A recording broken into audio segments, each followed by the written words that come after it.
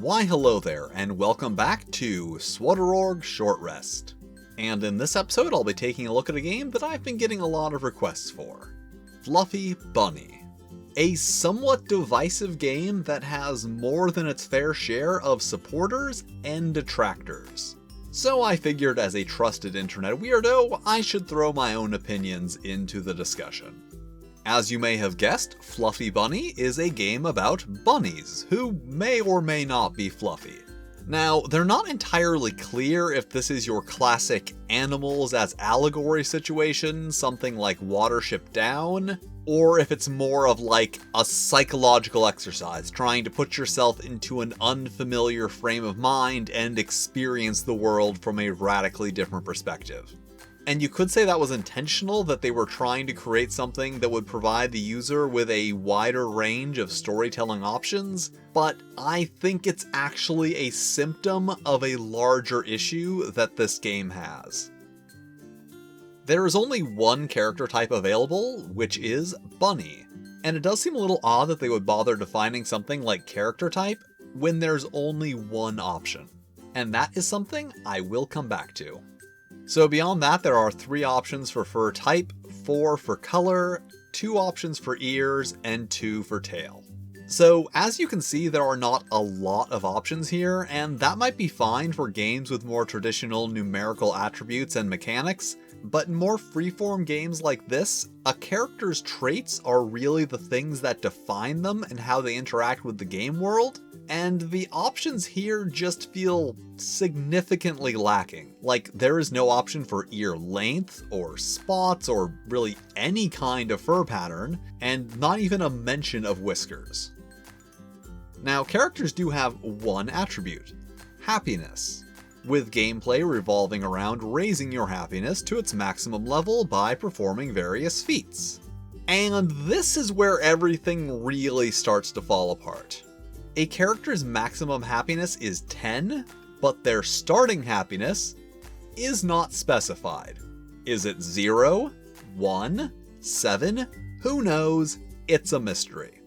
Also, it's not even specified by how much performing a feat raises your happiness, so you just kind of have to guess on these things. And this is the big issue, and one that I see a lot in indie games. You have a designer who's so much in their own head that they fail to consider the reader. Like, yeah, I'm sure the rules made perfect sense to the designer when they wrote them, because they knew what the rules were supposed to be, but then failed to actually include that information in the book. And didn't even bother having someone else look over the document to make sure they hadn't left anything out. And honestly, even if we assume that happiness starts at 0 and performing any feat increases it by 1, there are still problems.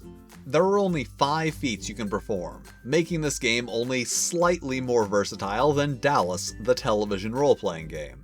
Also, they are completely unbalanced. You could easily use Wiggle Nose 10 times in the same span of time it would take another character to eat grass or have sex. And yes, I know preventing unscrupulous players from exploiting the rules is not the designer's responsibility, but you can at least try to curtail it a little bit. The layout is unimpressive. It is in a landscape format, which was a trend for a while that I did like, but understand why it fell out of fashion.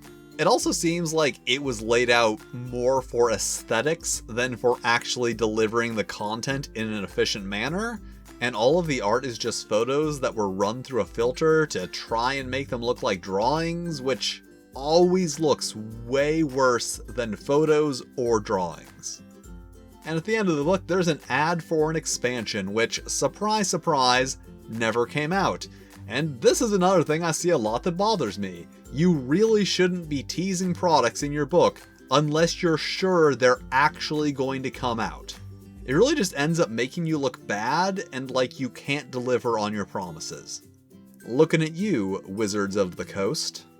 Also, I'm pretty sure this is a hare, not a rabbit, and going back to what I was saying earlier, I'd say hares were originally included as a second character type, but were cut at some point in development, and nobody ever bothered going through the book to remove references to them. So that was Fluffy Bunny, a game with fairly minimal character creation. Like, the options that are provided are nice, but there just aren't enough to really make your characters feel distinctive in any meaningful way. Mechanics that, while sound in theory, definitely need more than a little bit of work to actually be playable. That is, assuming I'm interpreting them correctly, because there's a lot of necessary information that it seems like they just kind of forgot to include. And honestly, the whole thing looks incredibly dated, even by 2005 standards. So overall, a game that I just cannot recommend. Like, yeah, there is a lot of potential here, but at every turn it just fails to live up to it. It's just a classic example of a designer being so in love with their concept that they think it's enough to carry the entire game and just assume that whatever they put on the page is going to be golden, without actually doing the work to make sure that their ideas are effectively being communicated to the reader.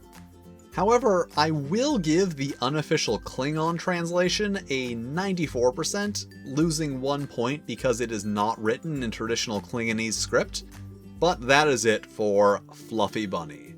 And thank you for watching, with an extra special thanks to my Flail Snail level patrons Randy Mulholland and SC Woolridge. If you'd like to be cool like them, check out my Patreon, where you can get early access to videos and fun stuff that I make for the Patreon.